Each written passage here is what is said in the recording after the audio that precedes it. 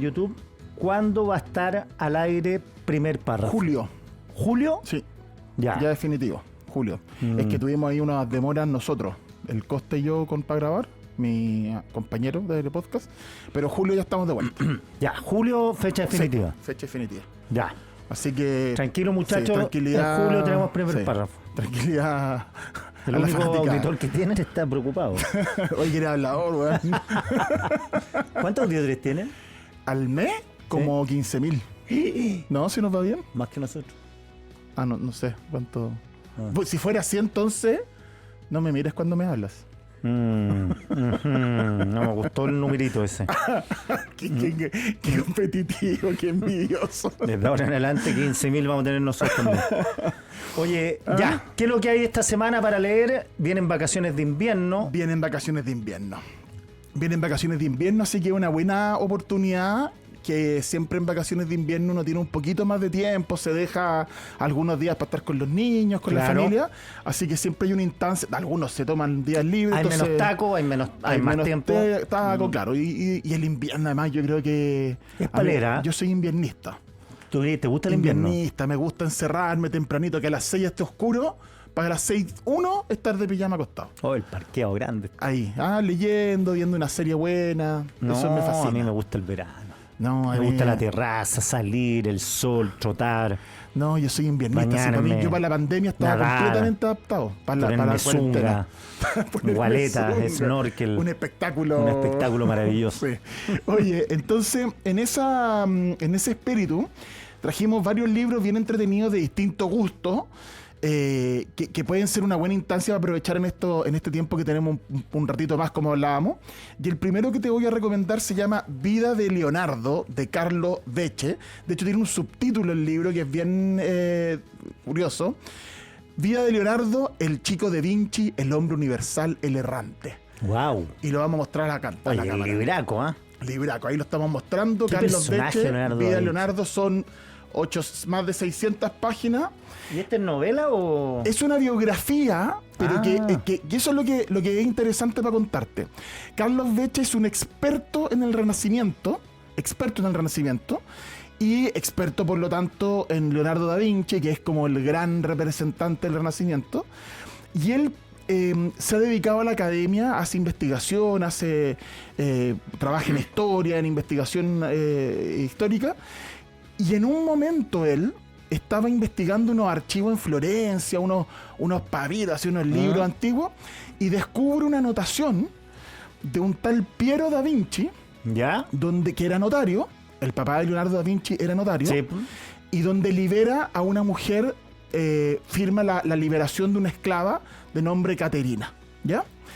Y eso calzaba con alguna información que existía de Leonardo, de que él era hijo de una mujer de nombre Caterina, hijo natural, y de Piero da Vinci, que eso se sabe que son sus padres. Que era un notario, un hombre con más lucas, claro. Y que tuvo este hijo natural con Caterina, y que ellos habían tenido a Leonardo. Pero no se sabía mucho más.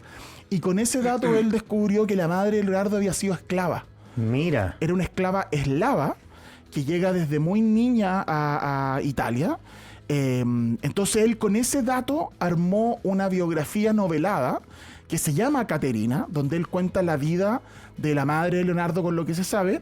¿Y por qué te digo biografía novelada? Porque evidentemente hay algunos aspectos, algunos vacíos de información que él especula, por lo tanto no es una biografía completamente de no ficción, sino que tiene este aspecto donde él especula con lo que podría haber pasado. Ya, pero está bien delimitado lo que es ficción de lo no ficción. Sí, claro, porque él va diciendo aquí no sabemos qué pasó. Ya, porque el enredo de repente, claro, sí, es que si uno lee y después empieza a citar la historia de Da Vinci y te das cuenta que algunas cosas son ficticias. No, porque la gracia es que él dice, aquí no podemos imaginarnos que Caterina habría hecho esto, ¿cachai? Porque irse muy para atrás, sí, o sea, la documentación sobre esta mujer de haber sido... Es muy escasa. Porque era una esclava. Por lo tanto, o sea, fue una gracia para él lo ha contado en entrevista, que cuando él descubrió esa anotación, así como que casi que tuvo un shock porque era tremenda suerte. Sí. Bueno, y con ese dato el armó Caterina... O sea, perdón, no suerte, porque el gallo debe buscar... Claro. Debe estar todo el día metido en un archivo. Sí, pues todo el día. Entonces, pero se la encontró, ¿cachai? Se la encontró así como la información justo él. Otro a lo mejor lo habría pasado por alto, ¿cachai? Bueno, y ahora él publica esta biografía que se llama Vida de Leonardo, que es considerada la biografía más completa, la definitiva de Leonardo da Vinci. Se dijo lo mismo hace unos años atrás cuando se publicó la de Walter Isaacson, ¿te acuerdas? Claro. Que también es grandota. Lo que pasa con Walter Isaacson, que él es un gran biógrafo también, pero no es un experto en esta época, él es un experto perfilador, un experto biógrafo, y ha hecho la vida de grandes hombres, de Steve Jobs, de Einstein. Increíble la pega de ese O sea, hombre. el tipo es así como muy seco en ese sentido. Y por lo tanto tenía que hacer la de Da Vinci porque es una gran figura. Pero no es un experto en el Renacimiento. En ese sentido, Carlos Becce tiene una ventaja. Y él en este libro cuenta que, además de partir también de hablar de esta acta de liberación de la madre de Da Vinci, Caterina, que le da es un peso, porque él empieza a especular, y ahí viene la parte más novelista, que tiene que ver además con la formación histórica del autor, de Carlos Becce. Él dice que no sería descabellado pensar que los paisajes que pintó Leonardo en sus obras, que son paisajes no italianos, muchos acantilados, mucha roca, como que siempre hay una discusión de cuál es este fondo, el fondo de la Gioconda, cuál es, el fondo de la Virgen de no sé qué, ¿cachai? ¿Cuál es? Y él dice, él cree que pueden ser los paisajes del origen de la madre. Que la mamá se lo relataba. Y que la mamá se lo relataba. Entonces él también dice, ¿de dónde? ¿Pero él creció con la mamá? Él creció con la mamá. Ya. Porque Piero da Vinci logra casar a la mamá con un campesino del pueblo. Ya. Entonces Leonardo vivía con un abuelo, o con un tío, una cosa así, pero iba a ver a la mamá muy seguido, vivía muy cerca de la mamá. Entonces era un hijo natural que era como prematrimonial de la mamá, pero la mamá tenía su familia y él la iba a visitar igual, Me ¿cachai? parece que don Piero tenía otro hijo también. No, de él tenía era hermano de Leonardo. Claro, él tenía Son otra todos familia. medio hermanos de Leonardo. Justamente. Y hay un tema también súper interesante, y es que Caterina, esta campesina, que en el fondo viaja de una zona mucho más rural, mucho más antigua, por así decirlo, en términos de desarrollo, menos desarrollada, y recorre el mundo, pasa por Constantinopla, no sé qué, para llegar a Florencia, que era la cuna de la civilización. Claro. Entonces, en ese momento, él también especula con que esa influencia de la mamá, narrándole a ella, es que el mundo tiene esto, es que yo vi esto en Constantinopla, es que estos lugares, estas cosas, puede haber también sido súper influyente para Leonardo da Vinci. Mira. En términos de la curiosidad. ¿Cachai? Entonces es muy, muy entretenido porque logra con eso establecer un perfil de Da Vinci también basado en este dato de, bueno, si la madre fue esclava y recorrió el mundo, tiene que haberle entonces traspasado su mirada de mundo. Y eso favoreció esta cuestión de Da Vinci como nombre universal, ¿no? Oye, Da Vinci era tan capo que yo tengo un libro, no muy grande, de recetas de Da Vinci, Claro, recetas gastronómicas. Que Claro. te da cuenta también de lo que se comía en ese tiempo. Exactamente. Pero y tiene de que un él libro fue de precursor gastronomía. de uso cubierto y cosas así, po. Pero imagínate. Del tenedor, de cosas así. Bueno, Este es un Steve Jobs. claro, pues Porque pero además tenía mucha relación con el arte, el diseño. el diseño, la maquinaria de guerra. Claro. Bueno, en este libro él cuenta que Da Vinci era un tipo bien polémico, por así decirlo. Era malo para terminar, era bien disperso. La obra no terminaba su obra. Hay estudios que hablan de que si él todo lo que empezó lo hubiera terminado, no habría llegado a esbozar ni el 20% de su obra. Dejó muchos diseños que no concretó. Y el tema que tiene Da Vinci, que también es muy interesante, es que sale en esta biografía, es que la figura del padre supuestamente tuvo una relación conflictiva con su padre, Claro. Da Vinci, de Leonardo, pero al parecer el padre de alguna manera siempre lo estuvo apoyando y logró, cuando se dio cuenta que el hijo tenía talento para dibujar, lo logró ubicar en el estudio de un destacado pintor que fue el que primero educó a Leonardo, y después cuando Leonardo no le entregaba las obras que le encargaban, el padre iba detrás y decía, ya, pero bueno, ¿cómo? Y se cree que Ya, igual ofreció tuvo una tutoría. Claro, que ofreció incluso servicios notariales gratis como compensación De a los canje. cuadros, claro, como una Lo especie sé, de lo que canje. haces tú con Truman, Justamente. pasando mensajes Así que de contrabando por acá. justamente, así que es muy interesante ver esa bueno. vida de Leonardo. Carlos Becce, Vida de Leonardo, que es un librazo súper interesante de la vida de este genio, a través además de la mirada de este hombre, Carlos Becce, que es un estudioso del Renacimiento muy, muy capo. Oye, antes de que siga, Lisa Amalia te escribe maravilloso, Matías Claro. Mira, la presbicia hay que revisarla. Cintia Valdivia, lindo Matías, me encanta, Otra esperando primer párrafo. otra más con Ojalá que tu presbicia. mujer no escuche esto. ¿Eh? Sí, pero yo creo que hay una epidemia de presbicia. Sí. Bueno, el asunto, ese es el primer libro. Porque estoy viendo la pantalla y no veo por dónde. Pero bueno, cada uno con su gusto, ¿no?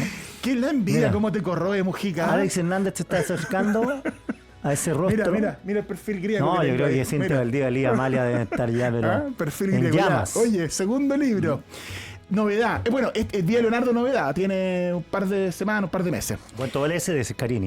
No me acuerdo ahora, pero veintitanto. Ya. No lo revisé antes. Porque es grandote. Sí, es grandote. Este libro, Biografía Política de Vargas Llosa, su otra gran pasión, de Pedro Cateriano. ¿Quién es Pedro Cateriano? No me suena. Pedro Cateriano fue ministro en Perú.